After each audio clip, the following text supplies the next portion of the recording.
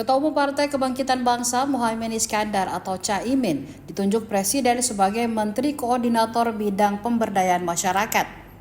Hal tersebut disampaikan Presiden Prabowo Subianto saat mengumumkan susunan Kabinet Pemerintahan pada Minggu 20 Oktober 2024 malam.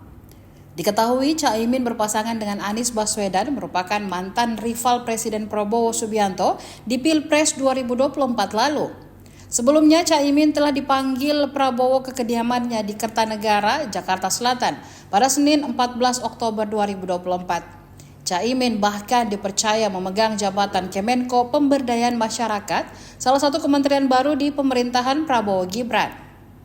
Hal itu seakan mengikuti jejak mantan Presiden Jokowi. Jokowi juga menjadikan Prabowo sebagai Menteri Pertahanan usai keduanya bertarung di Pilpres 2019 lalu. Tidak hanya itu, Prabowo juga umumkan nama Kabinet Pemerintah periode 2024-2029. 53 menteri dan kepala bidang sudah resmi mendampingi pemerintah bekerja 5 tahun ke depan.